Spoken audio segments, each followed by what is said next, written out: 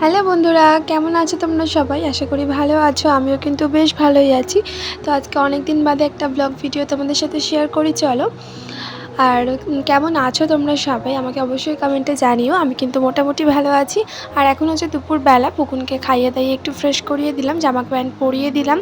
এখন ওকে ঘুম পাড়াবো। আর আজকে পুকুন একটু খাওয়া দাওয়াটা তাড়াতাড়ি করে ফেলেছে, কারণ ওর ঠাম্মি দাদুর সাথে খেতে বসে পড়েছিল, তো সেই জন্য তাই ওর ফলের রসটা খাওয়ানো হয়নি, তাই খাইয়ে দাইয়ে তারপর ওকে ঘুম পাড়াবো। আর এদিকে দেখো, পুকুন অনেক সময় শুকনো অনেক মুড়ি বা চিড়ে ভাজা এরকম অনেক কিছু খায় আর কি বিছানায় বসে।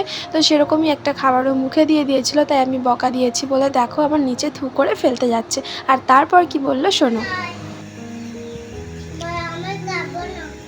আর কখনো খাবে এমন করে? কান ধরো, কান ধরো, আবার একবার আমার দিকে তাকাও, দুই কান ধরো, দুই কান ধরো। আর দুষ্টুমি করবে? আর কখনো ওরকম করে খাবে কিছু? সরি বলো, কান ধরে সরি বলো, কান ধরো, আগে কান ধরো। এবার সরি বলো, কান ধরে বলো সরি, মার কখনো করবো না, ভুল হয়ে গেছে। যাই হোক, ছেলেকে তো অনেকটা বকা দিলাম, কিন্তু তারপরে অনেকটা আদরও করলাম আর বিছানাটা পরিষ্কার করলাম দুপুরবেলার ওকে ঘুম পাড়াবো বলে। তারপর আমিও অনেকক্ষণ শুয়েছিলাম, আর শুয়ে থাকতে থাকতে না আমারও ঘুম এসে যাচ্ছিলো, তাই ভাবলাম ঘুমোলে হবে না, বেশ অনেকগুলো কাজ রয়েছে, কারণ সকালবেলা বৃষ্টি হচ্ছিলো আর কি প্রচণ্ড, তাই কাজগুলো করতে পারিনি। সেগুলো যে পুজোর বাসন ধোয়া, এই সমস্ত কাজগুলো আর কি। স্নান তো সকালবেলায় করে নিয়েছি, কিন্তু পুজো দেওয়া হয়নি, পুজোটা মা স্নান করে দুপুরবেলা দেবে। তো এই যে পুজোর বাসনটা ভালো করে মেজে নিলাম, আর এদিকে পুজোর জায়গাটাও আর কি সুন্দর করে মুছে পরিষ্কার করে রাখলাম।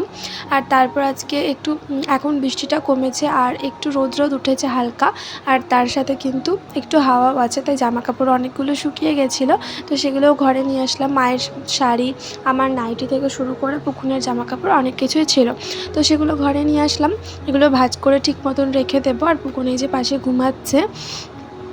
তো আজকে অনেক দিন বাদে কালকে রাত্রেবেলা এখানে প্রচণ্ড বৃষ্টি হয়েছে। আজকে সকাল থেকেও খুব বৃষ্টি হচ্ছিলো, ভাবছিলাম হয়তো যে বৃষ্টি থামবে না, কিন্তু বৃষ্টিটা কমে গেছে এখন দুপুরবেলার দিকটা। তারপর কিন্তু হালকা হালকা রোদ উঠেছিল। আর এদিকে দেখো একটা কাজ পড়েছিল, আর আমার বর এমন একটা জায়গায় কাজ করে সেখানে সব কিছু চাইলেই পাওয়া যায় না হাতের কাছে। আর যদিও বা পাওয়া যায়, হয়তো যেখানে বাড়িতে থাকলে যে যে জিনিসগুলো ইউজ করে সেগুলো পাওয়া যায় না, তার জন্য এমন অনেক কিছুই আমি ওকে পাঠাই কুরিয়ারে করে, প্রয়োজনীয় জিনিসপত্র। তো সেরকমই একটা দরকার ছিল জিনিসপত্র পাঠানোর, তো সেটাই আর কি অনেকক্ষণ ধরে পার্সেল প্যাকিং করলাম। তারপর চেষ্টা করছিলাম কাগজটা ঠিকভাবে কাটার, কিন্তু কিছুতেই কাটতে পারছিলাম না, ঠিকানাটা লিখবো তো সেই জন্য। তো যাই হোক, অবশেষে কমপ্লিট করতে পারলাম কাজটা। তো তারপর অনেকটা ঘরটা অগোছালো হয়েছিল আর কি, অনেক কাগজ কাটাকাটি করেছি, তো সেই জন্য তাই গুছিয়ে নিলাম, ঝাড় দিয়ে পরিষ্কার করে নিলাম।